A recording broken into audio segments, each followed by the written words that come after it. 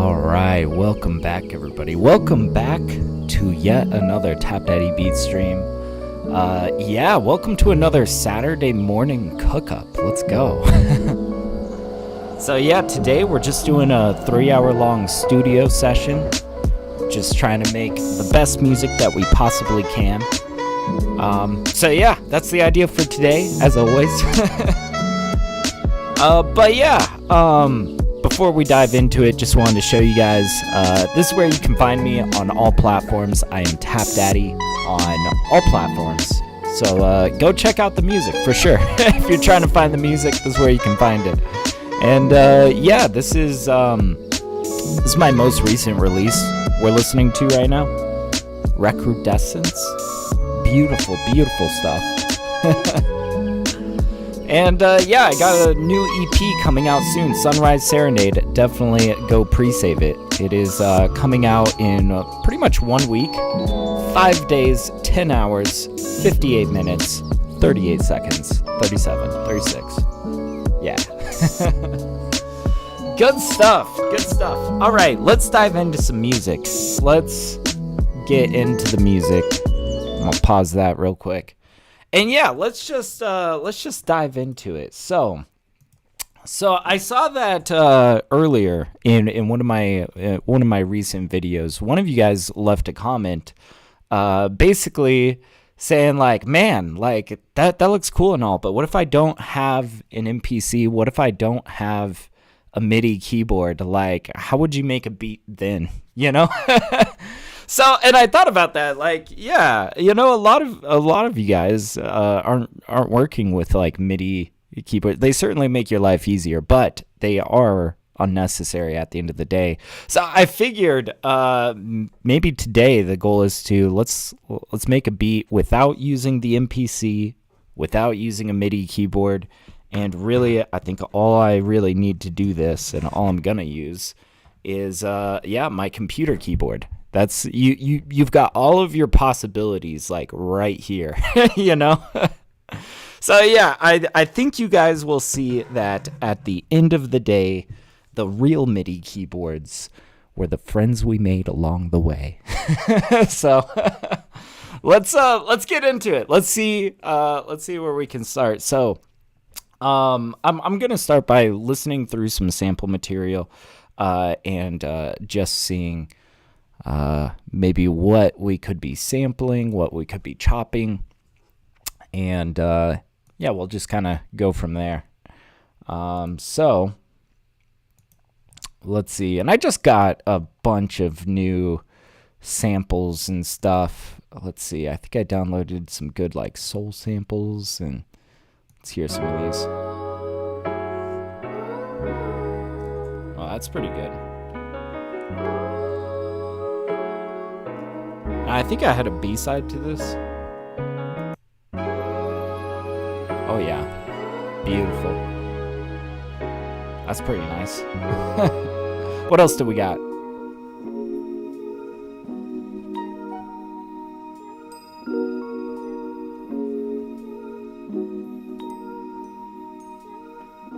I could chop this and go crazy with it.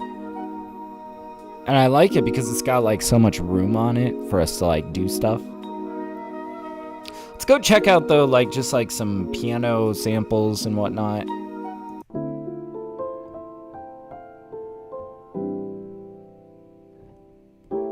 Yeah, there's some beautiful stuff in here.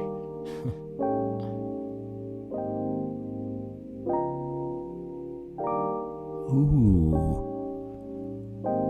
This could be nice. We could like chop this, really get a nice chopped feel on it, make some boom bap.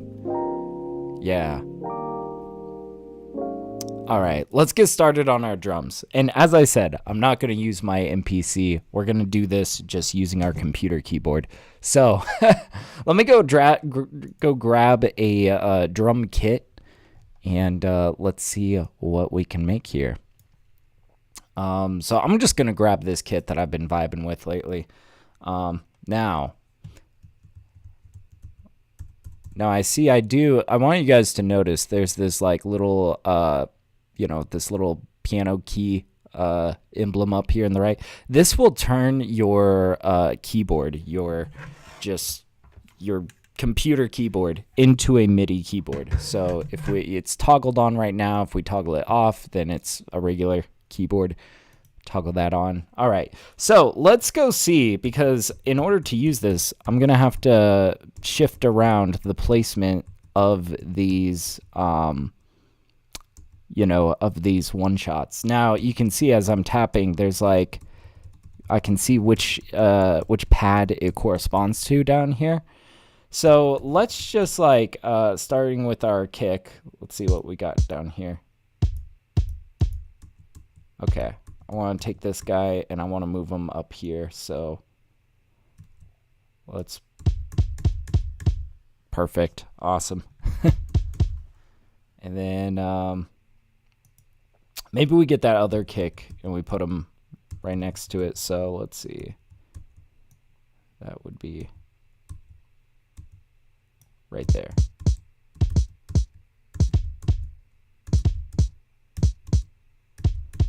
Not sure which one I prefer. There's some good ones. Maybe we'll use both.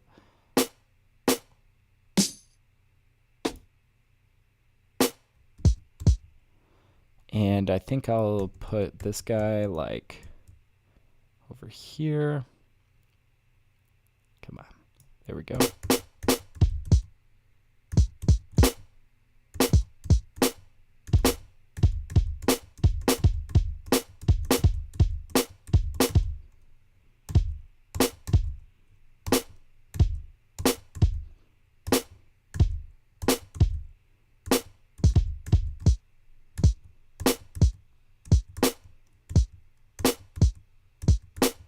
Okay. And then let's figure out our hi-hats and stuff like that. I'm going to go up a few more notes. We'll say like these two are hi-hats, and then maybe this top guy we'll put as our open hat. All right, so let's see.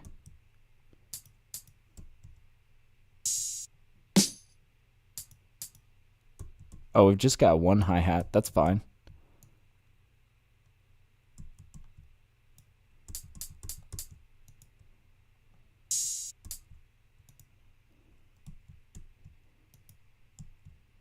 We'll like drag this over, put this guy down here. And I've actually got these in a choke group. You guys can see like right here. Oh, we did have another. Okay, so maybe I will slap this, I think it was this guy.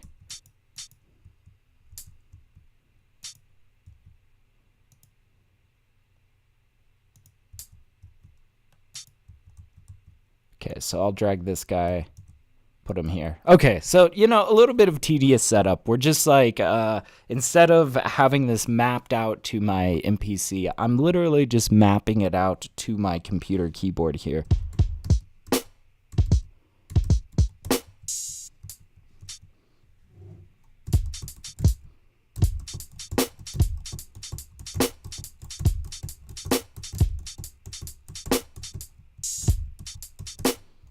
And you know what? I do want a secondary snare. I think we had, yeah, I'm going to place this guy right up here. So, okay.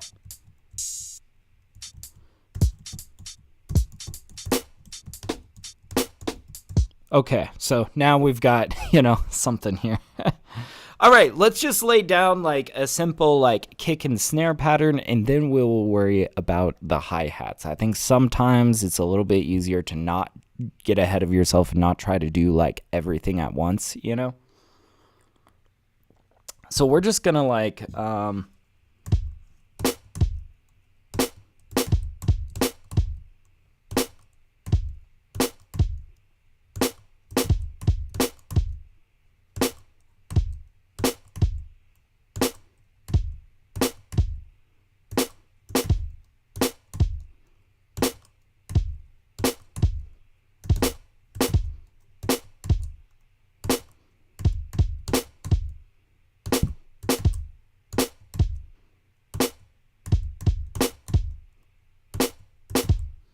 Okay. Yeah, let's just like roll with that. See what BPM we're at. We're about like 84.5. We'll just call that 85. And we might even change that. All right.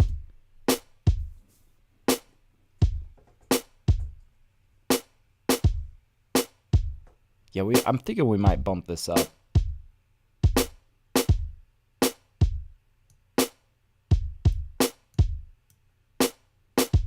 Let's loop this over here.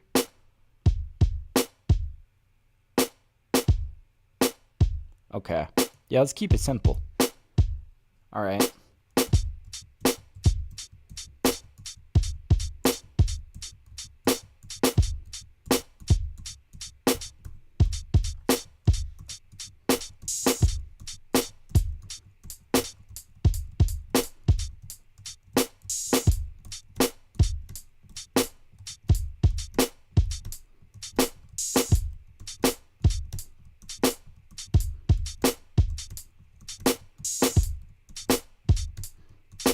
See, so I'm like kind of playing around with this like staggered feel, you know, this kind of Dilla-esque sort of feel.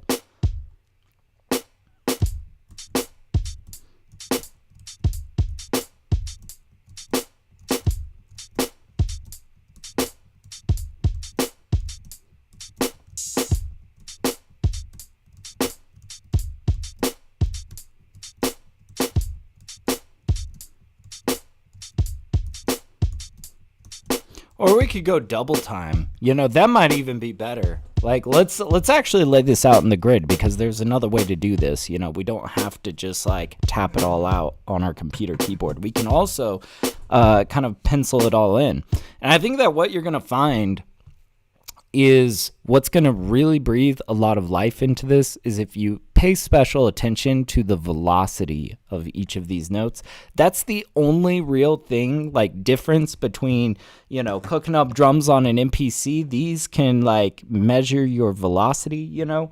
You know, when you're trying to tap it out on your computer keyboard, it doesn't quite measure velocity. So you kind of got to do that by hand. But hey, if you're good about, you know, leaning into the tedium of it, you know, I think that you'll be surprised what kind of results you can get as long as you can kind of like think about it, right?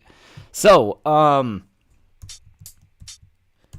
what's our downbeat hi-hat? I think it's this top guy. Okay.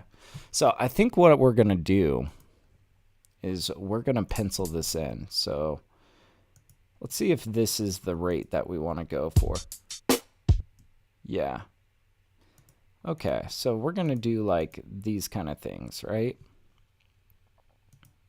But that does not sound good, right? Let's scoot these back. Let's also make sure that these are kind of tight. They don't need to be exact, but, you know, that was definitely a little mistimed. Okay, you see, like, now we're getting somewhere. You see, now we got this kind of, like, Dilla shuffle. That feels good, you know?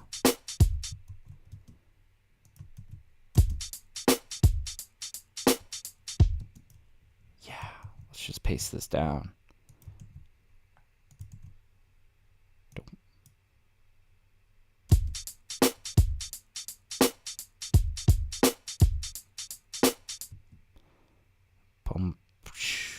And we'll say that this guy comes up here.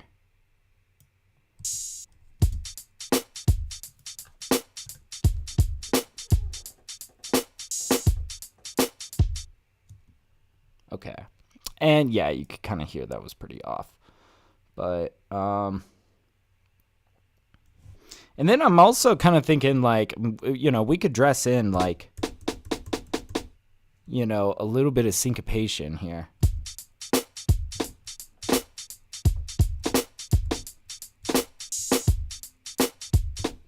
Yeah, so something like that. Let's just finish out these guys. We'll say, let's see, how far do we have to go? Is that enough to get us there?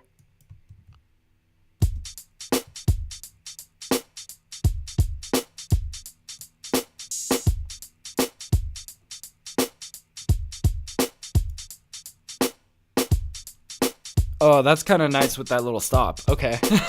You know? All right. All right. Now, I kind of want these kicks to like really slap. Oh, missed that first guy.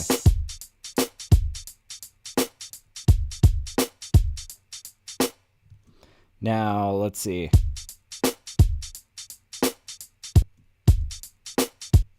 I think I want to take all these offbeats, kind of bring them down a little bit.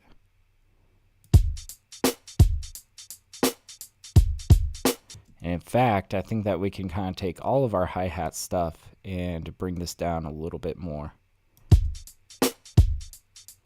Okay, see, now we're kind of gain staging it a little bit more. Now, where would we want to slap in?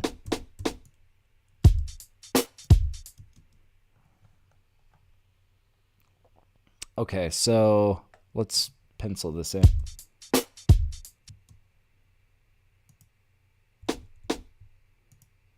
Let's say.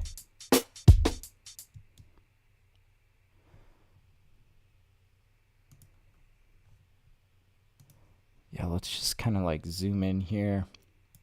This might need to align with like this guy. And yeah. Maybe like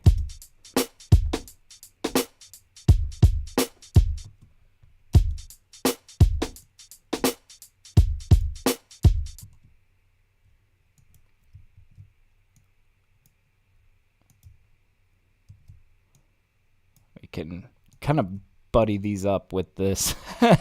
So now it's going to be working with like the same syncopation, right?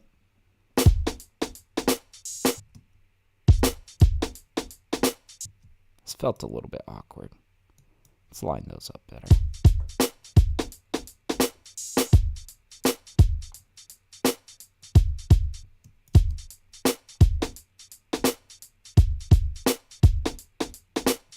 Now, I feel like we might want to be more sparse with these. So, like, let's really bring that volume down.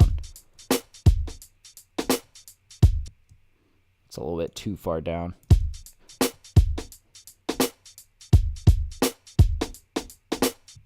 Okay, and I want this middle guy to be, like, much quieter.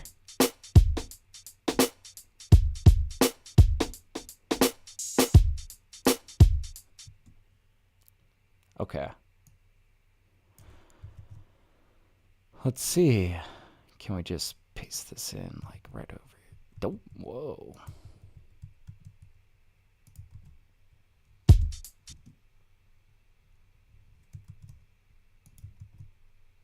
Yeah, is it like that? Yeah, I think so.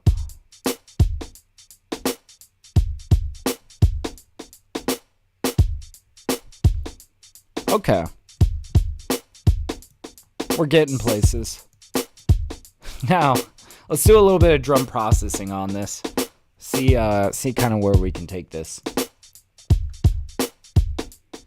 So first of all, I want to take an EQ and I want to cut off these highs.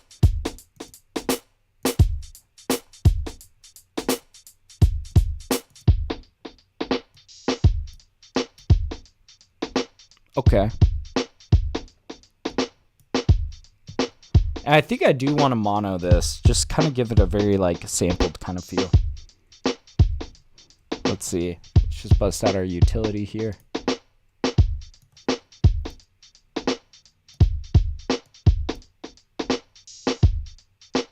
Okay, this will be good. Now we can really like punch it up, crunch it up, get it sounding spiffy. Let's pull out Decapitator.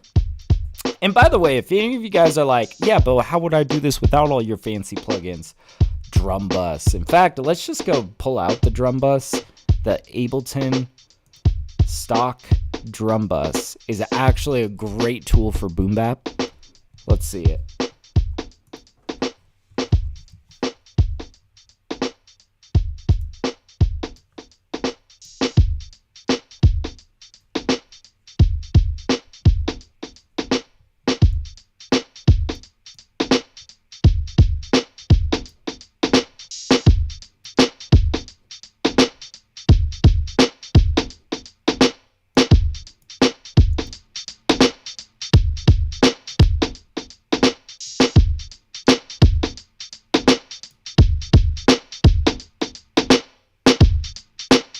See, that's pretty cool. But I think you can do a lot with just like the stock Ableton drum bus. But I think I'm gonna use Decapitator and Radiator, some of these Sound Toys plugins. Let's see. Decapitator. Let's check it out.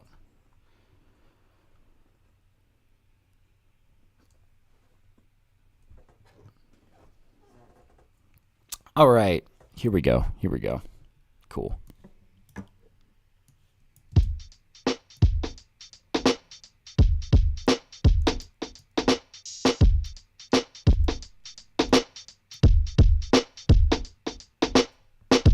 Oh, you see, now we're getting a nice like little crunch on that kick.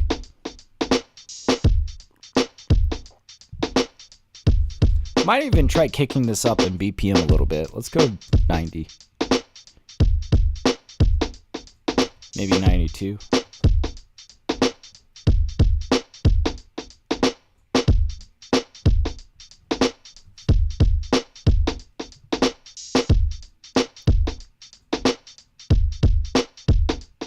Okay, now let's get Radiator. This is another kind of saturator.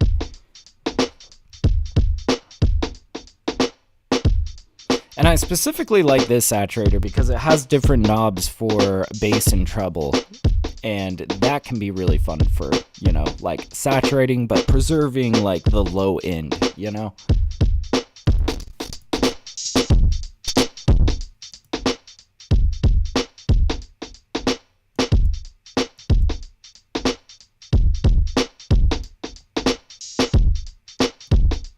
So getting a little bit destroyed here.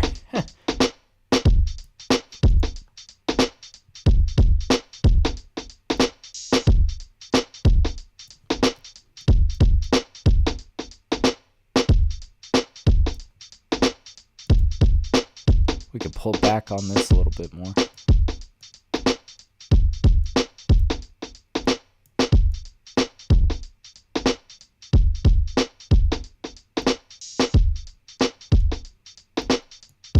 Find our happy balance here. This is sounding pretty cool. Now let's just like compress this. We're just gonna apply a little bit of compression. I'm gonna use the LA2A compressor. You could use the stock Ableton compressor. Let's see.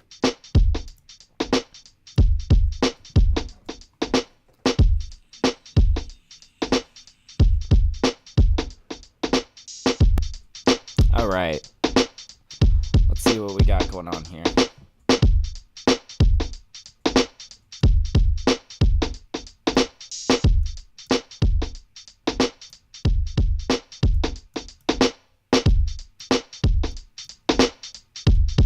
We're just kind of squeezing the dynamics a little bit.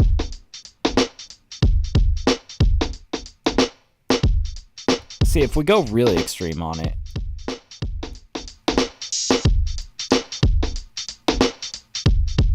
you'll notice it brings a lot of that dust forward. Now that dust is coming from this Radiator plugin. We could make it clean.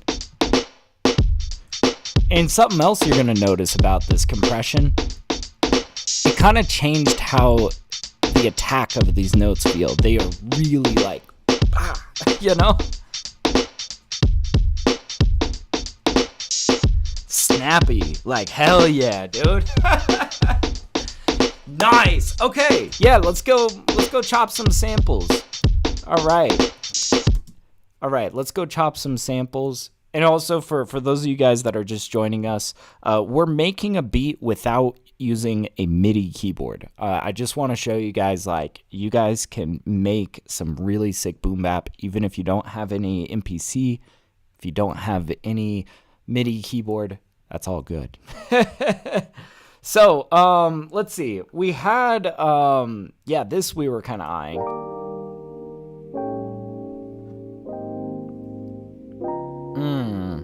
That's nice.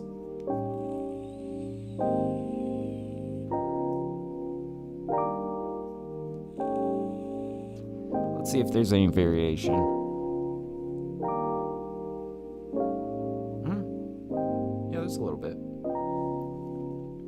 Okay, so we are just going to drag this onto a MIDI track, and this is going to, allow us to chop this. It loads it up in Simpler, Ableton's stock sampler plugin. It's very nice. Let's just slice by region. Ooh, that's almost perfect. Yeah, let's go by region though, and just kind of get the heads of these chords. So, oh, what am I doing? No, we're using this guy today. Now, you see, I'm not in the right range here. So what I'm going to do is I'm going to decrease the octave. Now, you can go down an octave by pressing Z. You can go up an octave by pressing X, on your keyboard. So I'm just going to send us all the way to the bottom.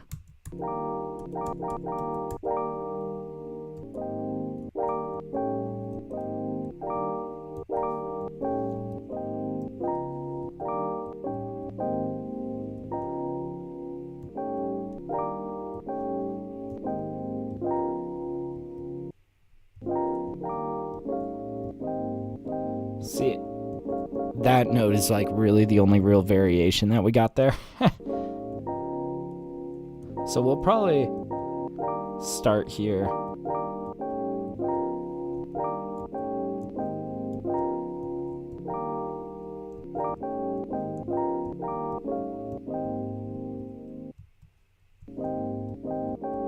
Oh, you see, and I can't wrap around.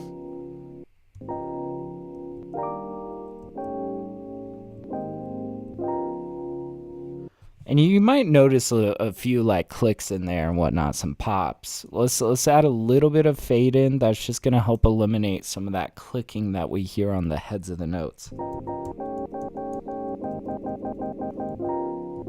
Much better. Okay. Let's maybe even play around with transposing it. Would it sound warmer if we put it down a little bit more?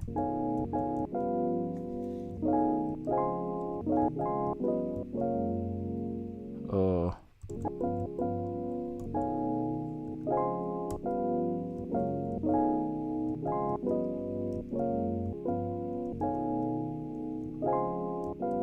Okay. Now let's mess around with chopping this.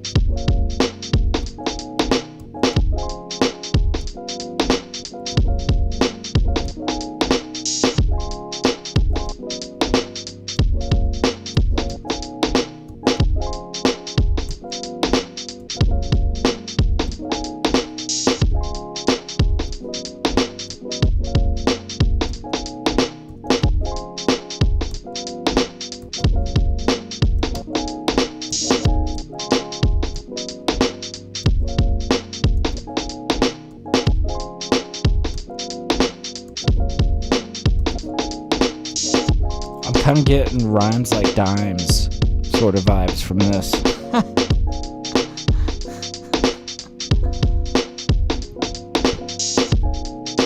Okay.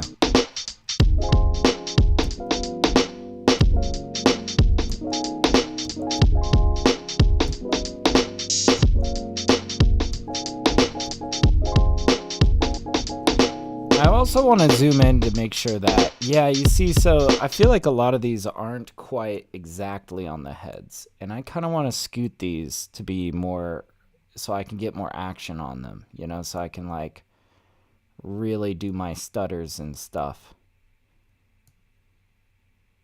Yeah, we're just gonna be just kind of moving down the track, just tightening these a little bit. Yeah.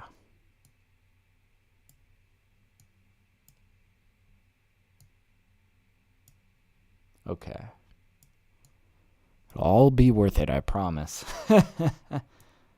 But yeah, does this not remind you guys of like rhymes like dimes, MF Doom?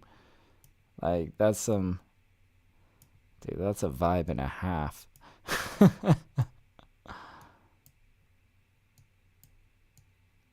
Okay.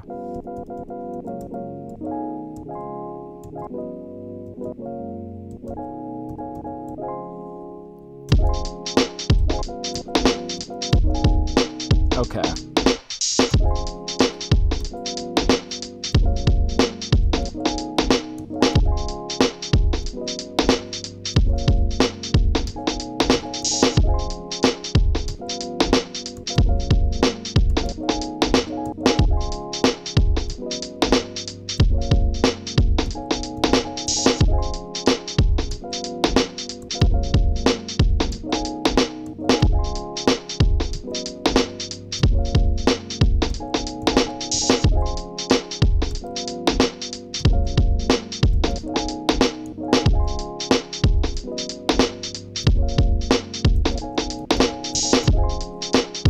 Dude, that's the shit right there. Okay.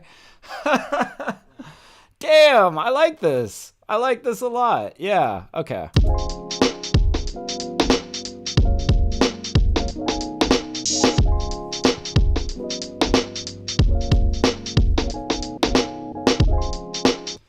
Yeah, and I think we want to I think we had kind of two variations of this, which was pretty cool. Let's just bring this out.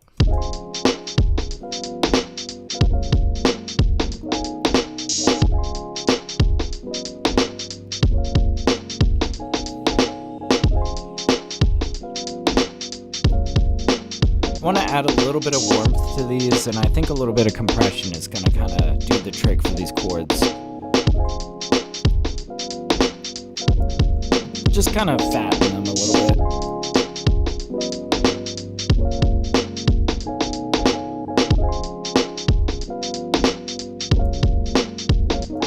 Okay, that's feeling a little bit more vibrant. Hell yeah.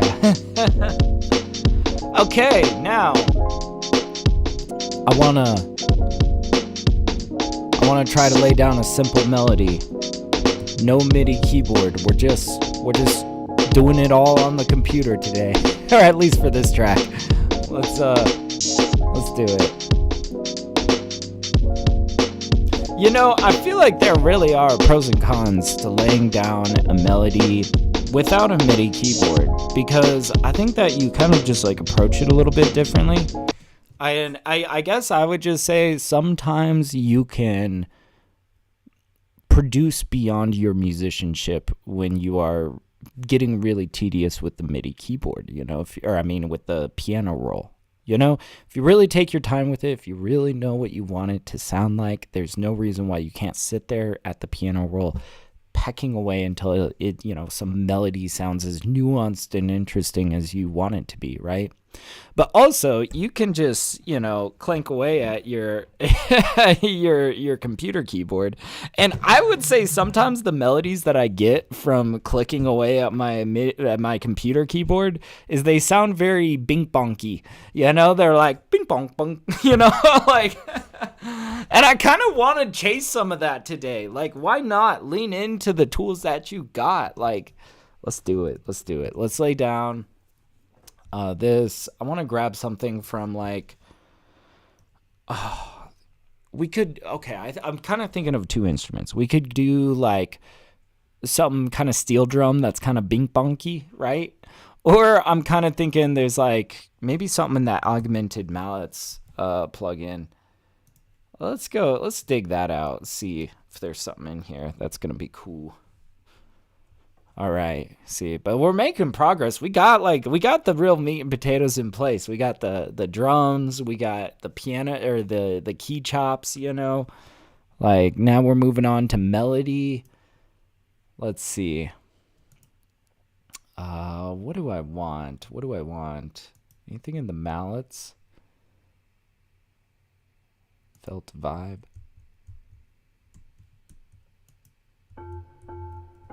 Okay, let's come up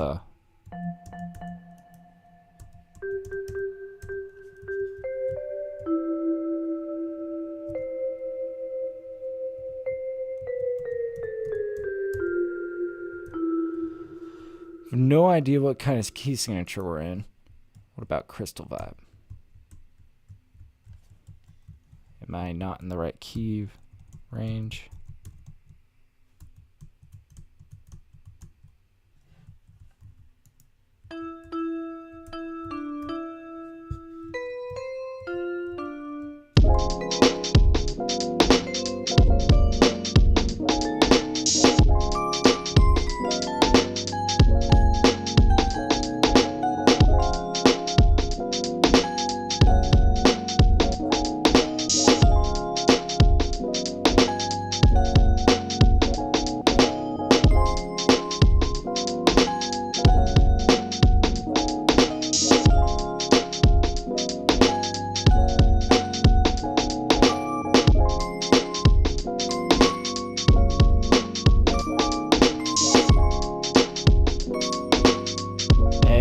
what's up, Pexil? How's it going, dude?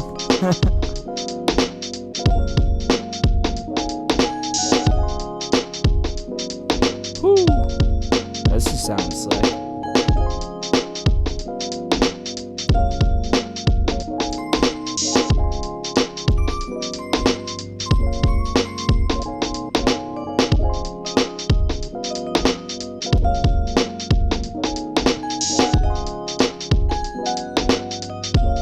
This is very hard to do without a MIDI keyboard, but you know, we're doing it. And I think if we kind of keep it a little bit simple, like, you don't need to get too crazy for something to sound good, you know?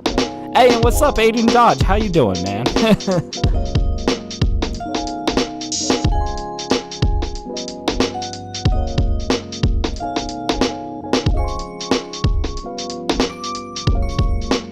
Oh, and I can't go up like that, so...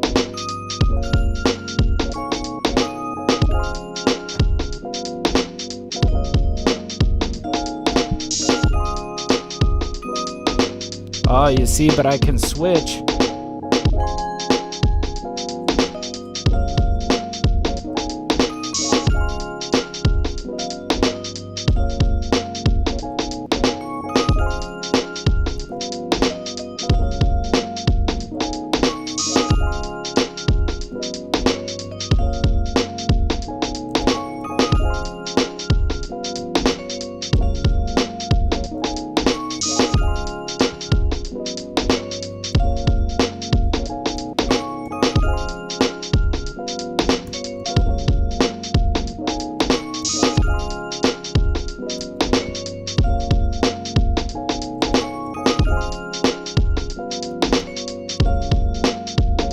You see, like, we can do it. I was flipping up and down between 2 octaves there. But you know, I pulled it off. If you guys are curious what we're doing today, yeah, what happened to your MIDI keyboard? It exploded into a billion pieces, man. It just smoked and then it exploded and the fire department came out. No, I'm totally kidding with you. I'm doing a little tutorial, I suppose, for, you know, somebody left me a comment a few days ago, and yeah, just kind of asking, like, that's cool and all, but how would you do this if you didn't have an MPC or a MIDI keyboard? And I was like, you know what? Video idea. Why not? You know. But yeah, let's hear this back.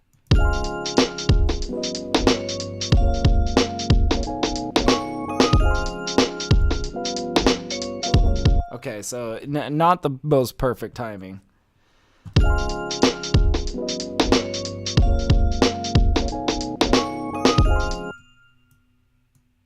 And we don't need these like perfectly on the grid, just somewhat on the grid. And it's better to be kind of like behind the grid rather than in front of the grid. Honestly, I feel like if you're in front of the grid, it feels like you're rushing. It feels corny. It's like you're too excited. You're trying to get there, you know? But if you kind of lean it back, you know, a little bit, like, that's where it feels like, you know, you're too cool to come in on time. Like, you're just chilling. You're just leaning on the back a little bit.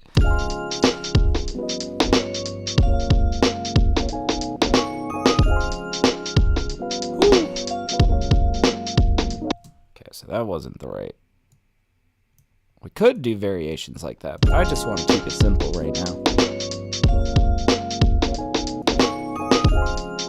Let's turn this down a bit.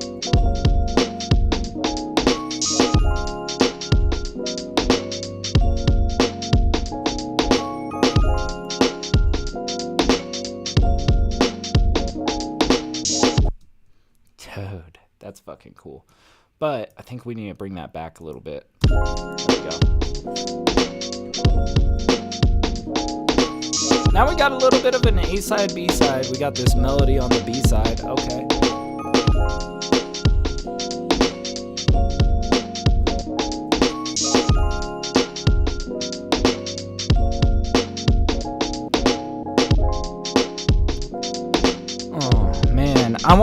I want to sample a bit of a, you know, I want to sample like one live instrument here, you know?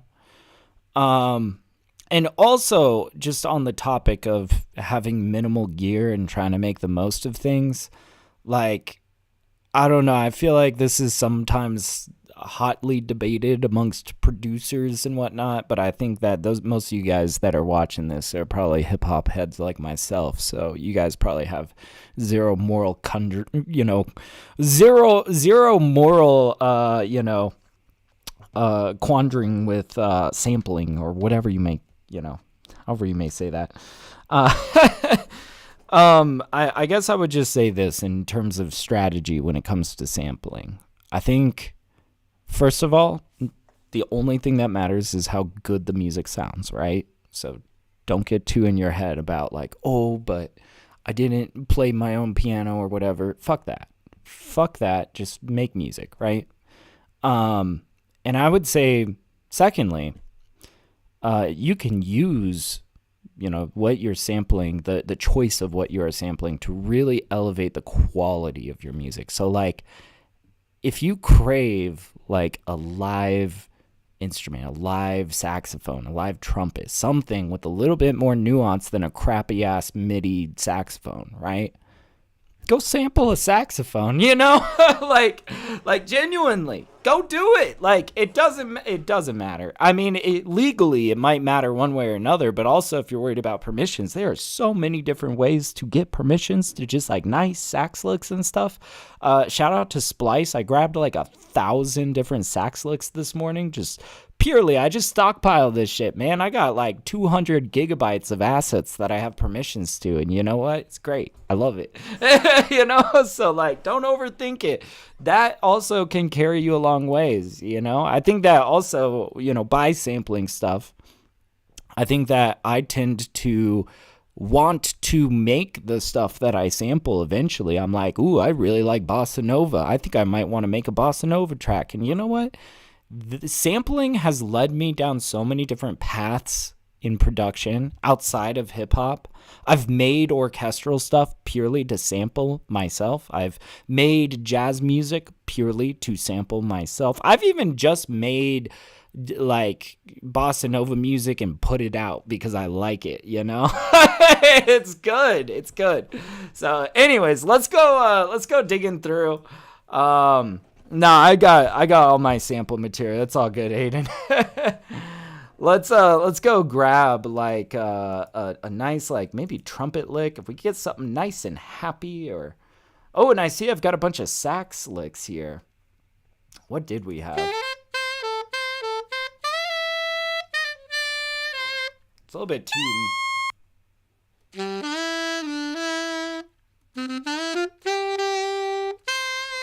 That's very like positive. I just gotta hear it, of course.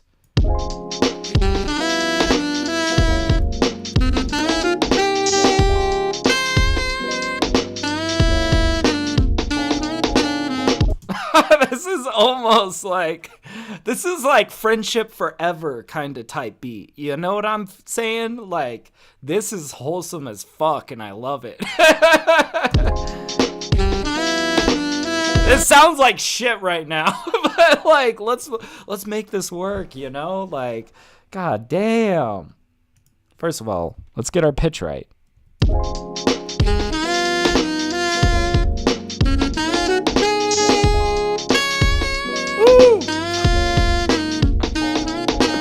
Oh, and it's kind of got some sass to it too. It's like, yeah, no, this is totally a friendship is forever type beat. Okay, but we need to spice this up a little bit. It's not sounding the coolest. Like, let's get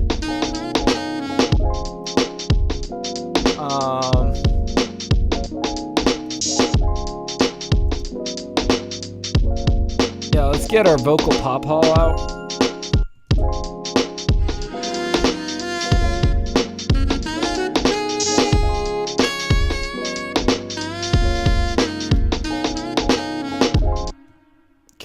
I'm not quite sure about the texture of this, Like, it's got this very, like, warped feel to it, and it's because it is warped, but... Oh, switching to Complex Pro helped it. I'm not gonna lie. There's a lot of instruments where I feel like Complex sounds way better than Complex Pro, right? But this case, Complex Pro was the option.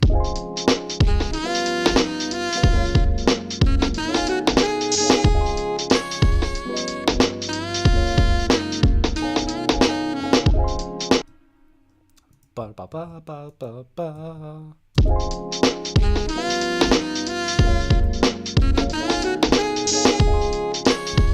Woo!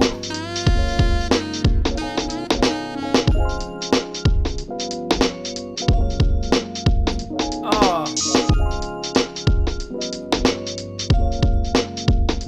Dude, this makes me happy.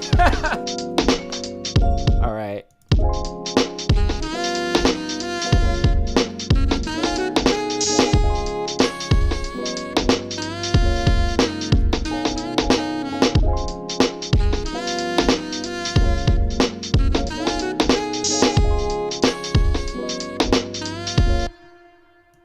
I kind of want to do another variation on this end, though.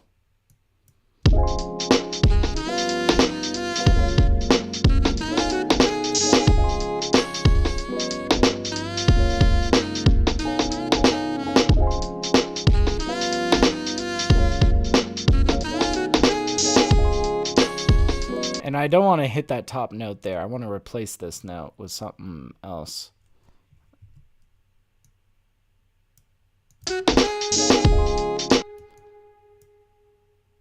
Da da da. So like.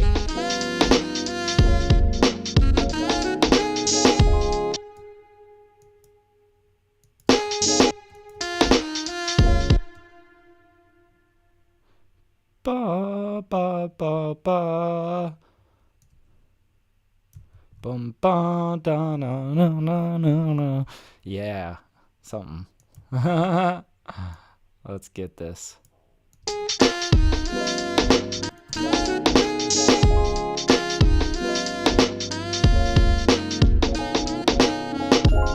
Woo! Okay. Dude. This is like so wholesome. It makes me happy, man. Let's start laying down more stuff.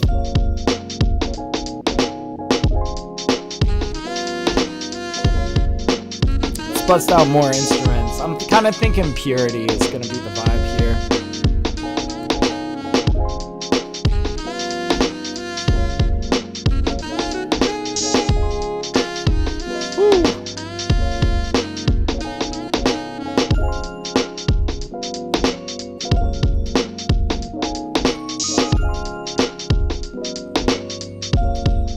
What sounds we got?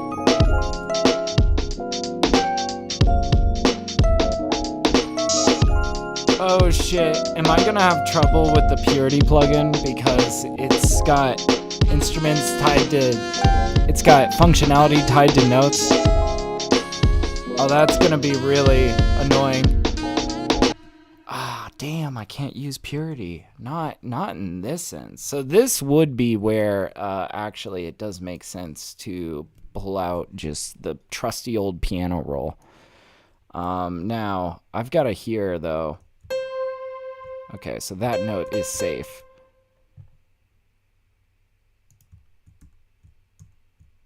Oh no, that's the prior button. And that's the sequence button.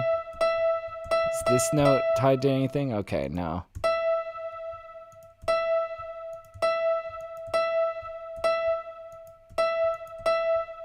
Ah, it won't let me select new, let's try that again. I mean, the first impression probably is something that we might mess with. But why isn't it? Oh, there we go. I got to double click for some reason.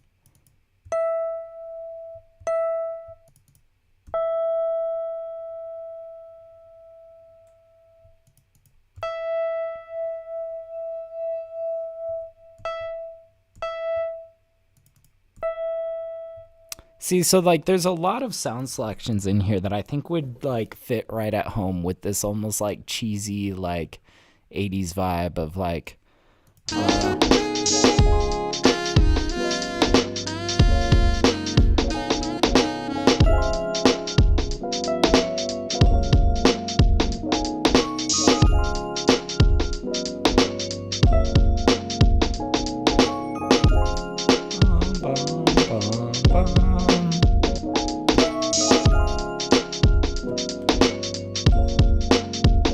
Okay, so let's just get ourselves some space here. And then let's just start penciling in. There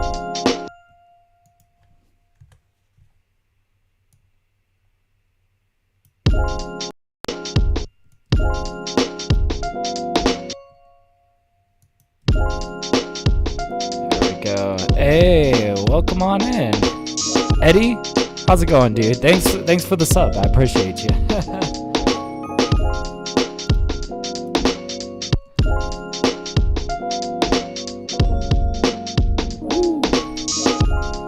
Let's maybe bum bum bum.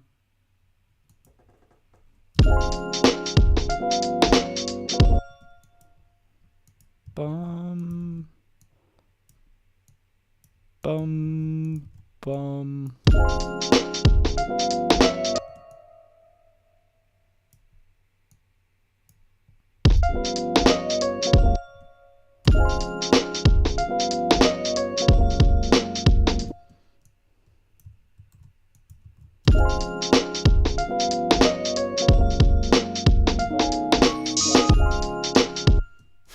Yeah, we see we're keeping it simple, but it's like, yeah, like really what's making this work is there's like some nice little counterpoint happening here between these two melodies.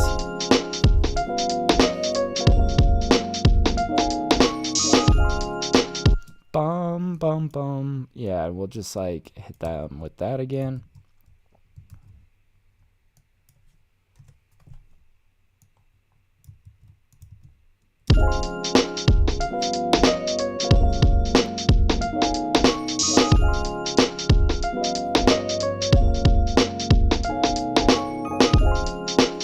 Bum bum bum bum.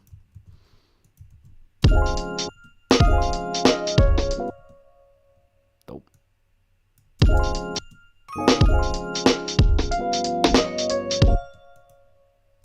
Bum bum bum. We'll see what note this needs to be. Yeah, that's it.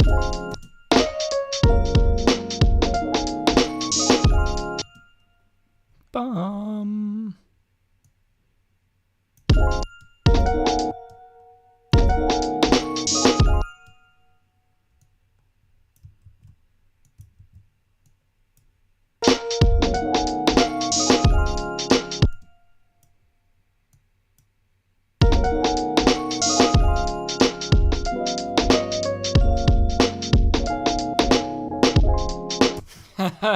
Dude, nice. Okay. Let's hear this put together.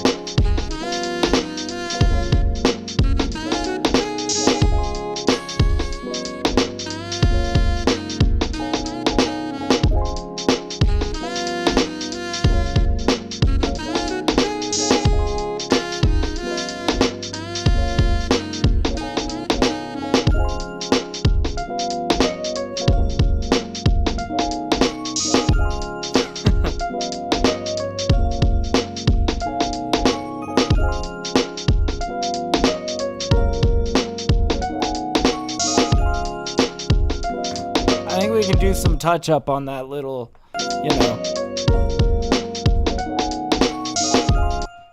I'm thinking ba-da-ba. Yeah. So we'll do like bum.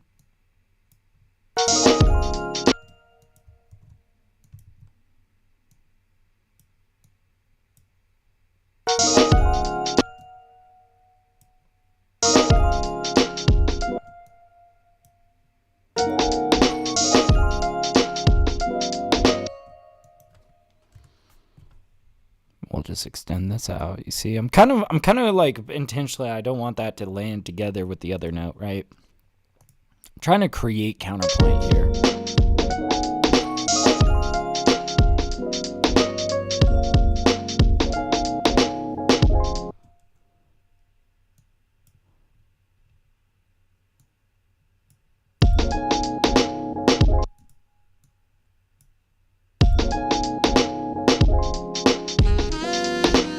There we go.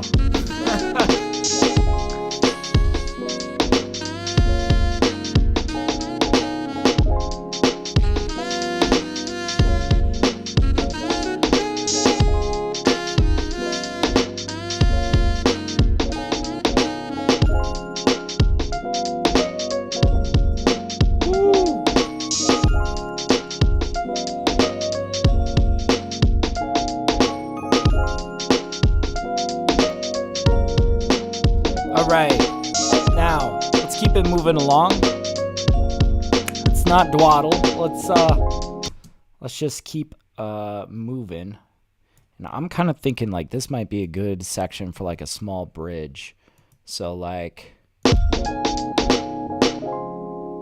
bum bum bum bum ba ba ba ba ba.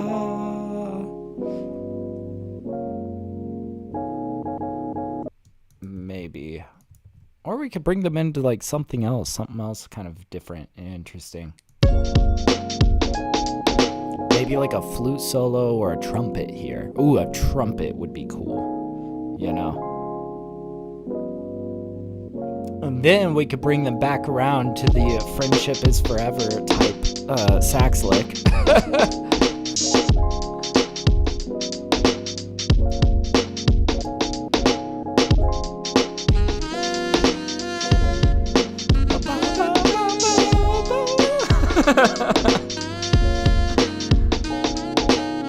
Oh, this just makes me so happy.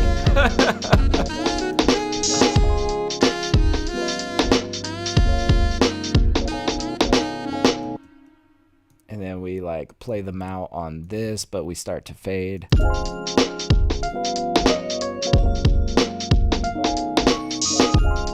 Yeah, maybe we like tease them with 8 bars of it, but we start to fade after that.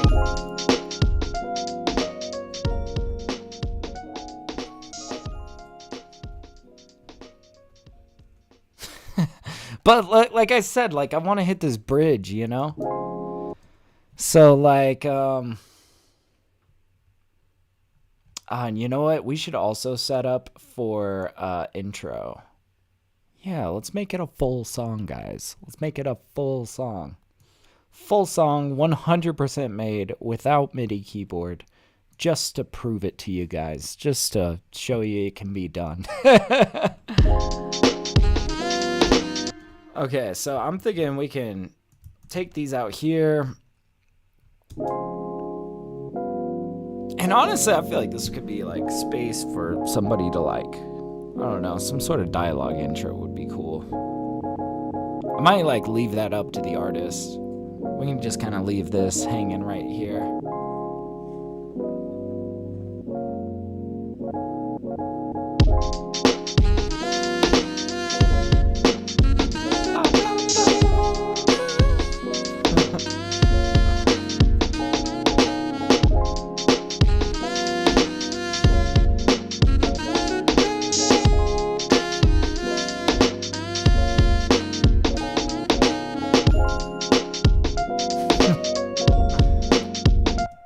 All right.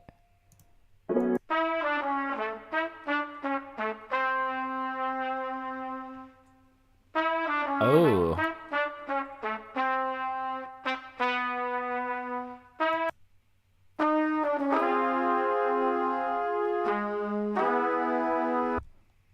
Oh.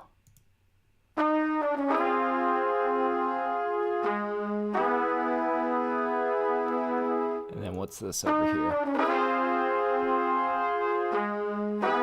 Oh, that's cool.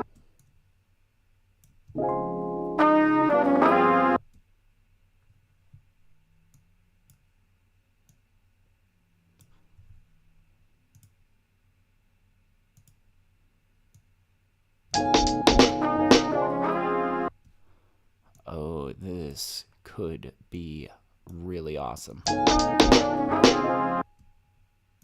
But we kind of need to get it lined up. I'm not sure if this is warped right.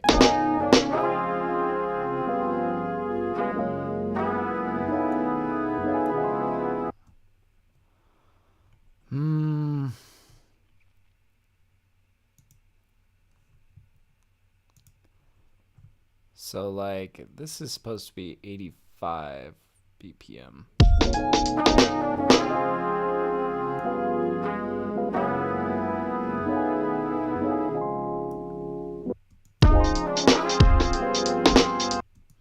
I'm not sure that this horn stack is going to be the answer, but it's a cool stack.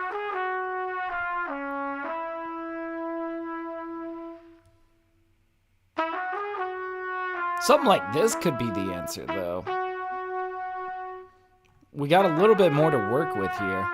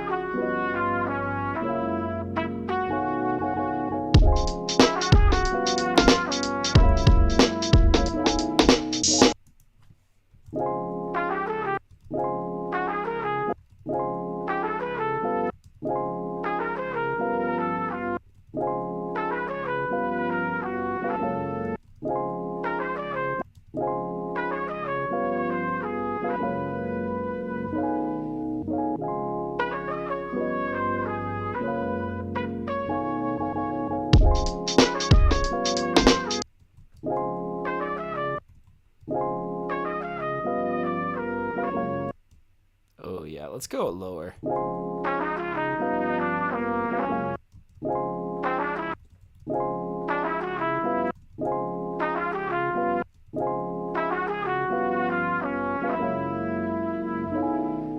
Was it the original this whole time?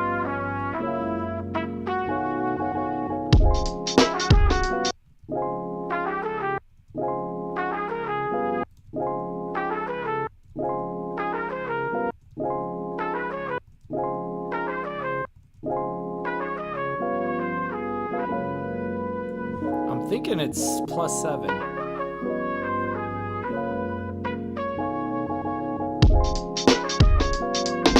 Maybe. Not sure.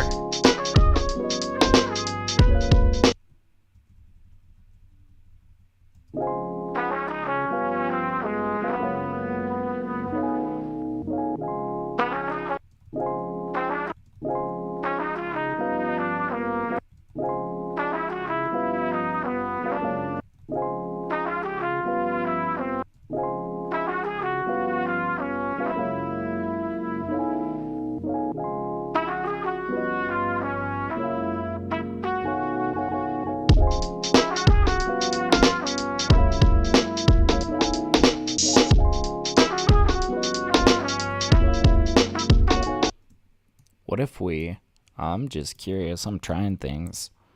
If we take this, we take this, we do this, and then we take this guy and we go +7.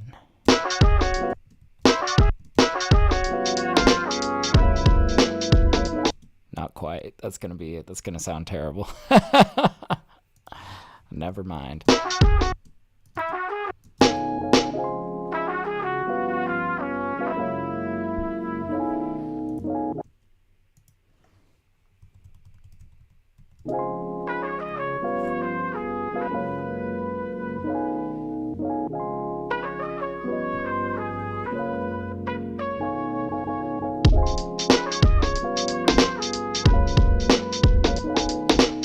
I don't know, and I think really what's causing this to not vibrate is because this is in a minor, and I think we're in a major key, right?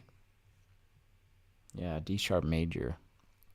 Okay, well, I think that's what's giving us trouble here. Let's see what else we could mess with. Really, I just want to get one more live element for this bridge section. Just something, and I'm really hoping for a good trumpet lick.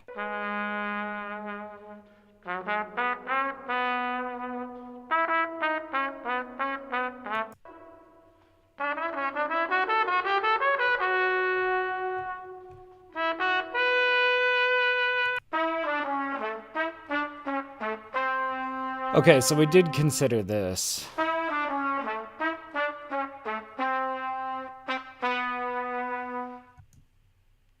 feel like we gotta try it. Let's see it.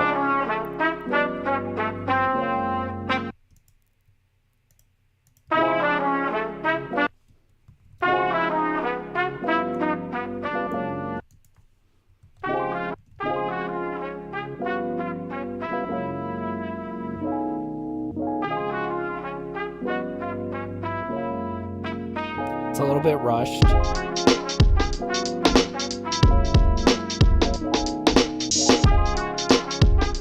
Oh!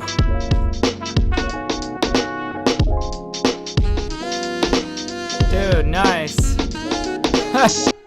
That's pretty good. Let's try to bring it back a little bit though.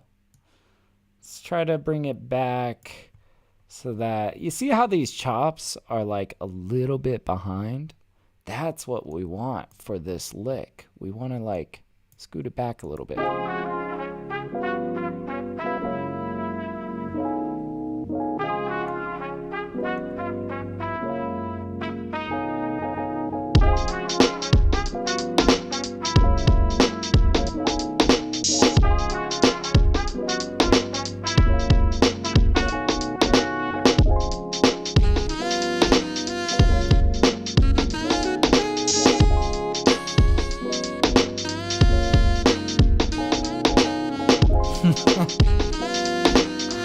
All right.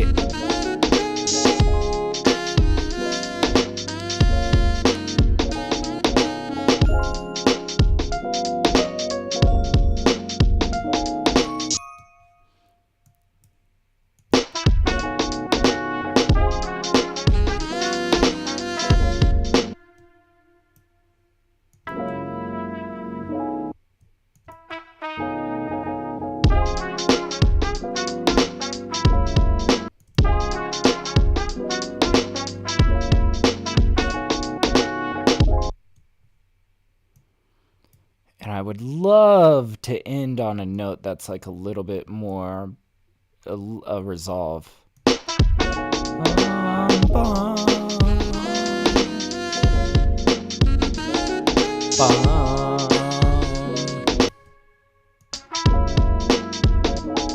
So let's take this guy, repurpose him. I'll just say, okay, you get over here.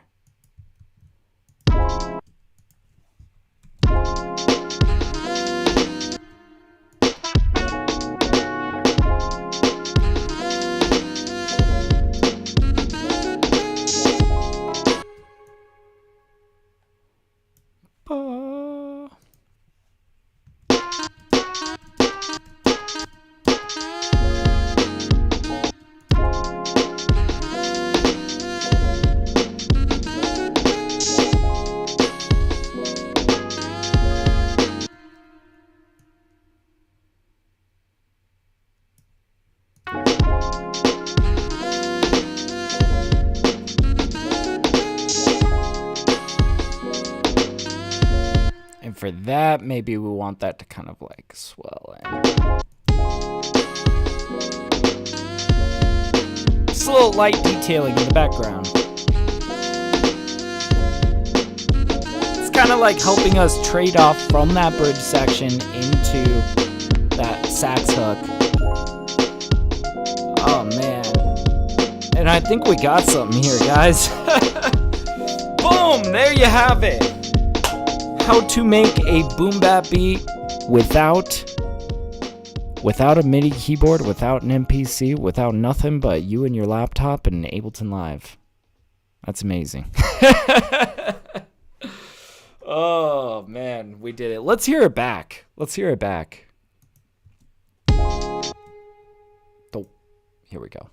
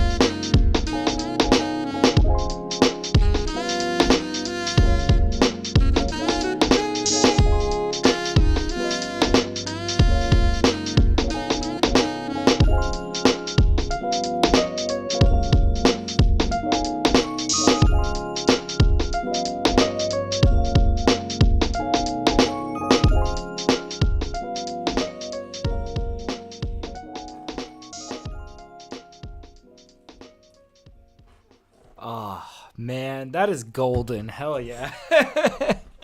All right. Let's save this. Let's save this as, I forget, I think I'm on song 954. Dude, we're going to be crossing the 1,000 mark here shortly. That's kind of wild. Yeah, let's try 954, see if it takes it. And it looks like it. Hell yeah. Dude, that is awesome. That is awesome. Oh man, I might have to heat up my coffee here. But then let's dive into another one. Let's get another beat going. I think we got plenty of time to make something golden. So I guess, yeah, while I am heating up some coffee, I'm going to be like 2 seconds, and then we're going to start a brand new project in Ableton Live. But yeah, in the meantime, I hope you guys enjoy Serendipity. Let's listen to that. Why not? All right, I'll be 2 seconds. I'm just going to go heat up some coffee.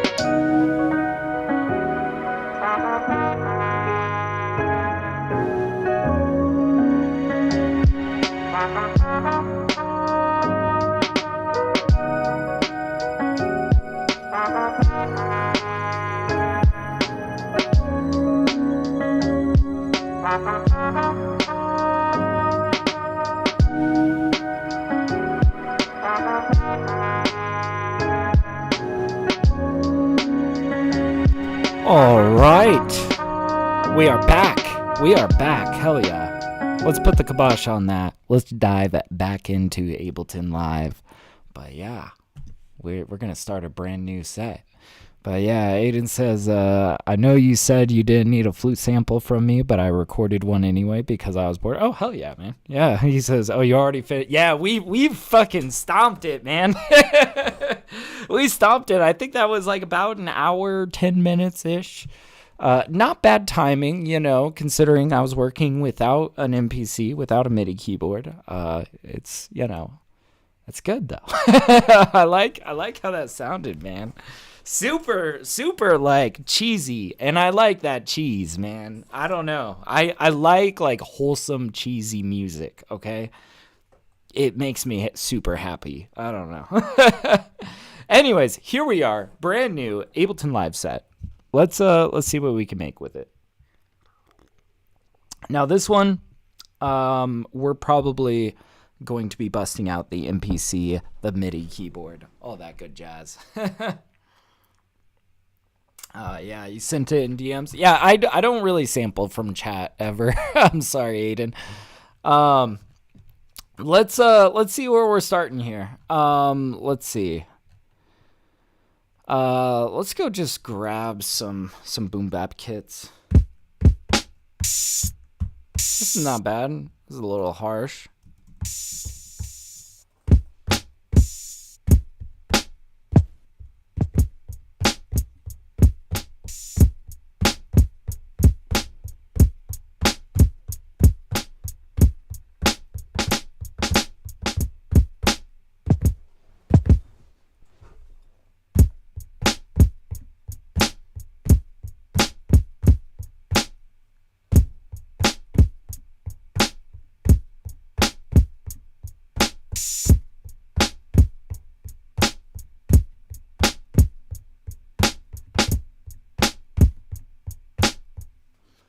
See, I kind of want to do something a little bit swung like that.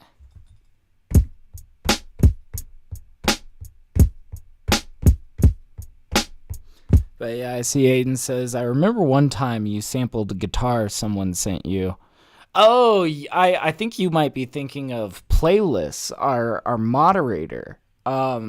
Yeah, sometimes I do, but like I don't. I intentionally tell everybody that I don't sample anybody, because otherwise this stream just turns into a whole mess of people backseat producing and trying to send in samples and telling me where to put the risers. And I have just decided to not stir the pot and to just hard no everybody, basically.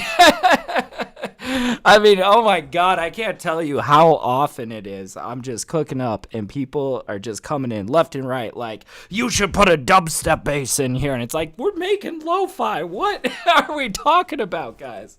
So yeah, I try to not entice it, is I guess my stance on that, you know? Because, oh man, if I flipped a flute sample from you, I would just be... Just my DMs would be drowning in samples. Let's dive into this.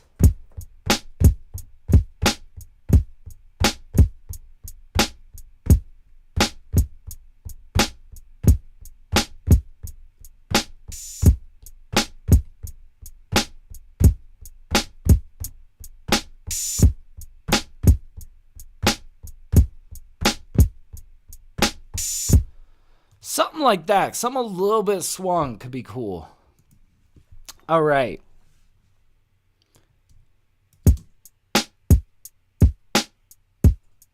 There we go. Yeah, but you see, the point is if I sampled that flute from you, it would open up a floodgate of everybody trying to send me stuff. And I don't need that stress. I don't wanna open up that floodgate. All right.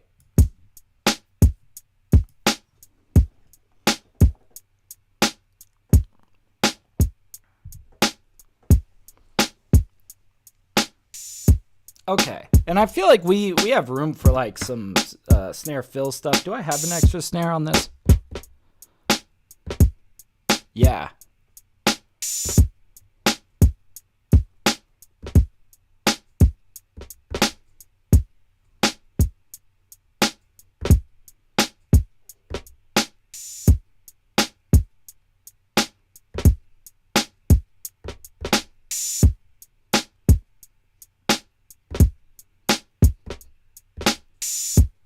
Okay, something like that.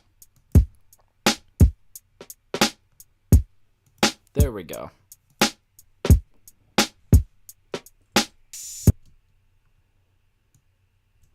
And I'm thinking like we need like maybe a small kick right here, but we like turn it down. Yeah. There we go.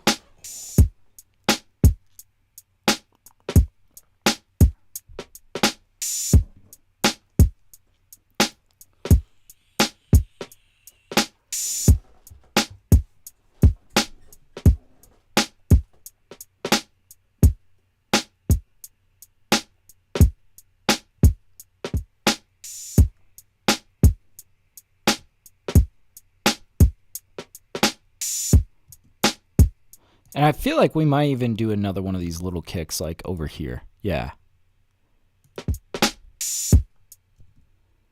There we go. Okay. Yeah, we're getting places. All right.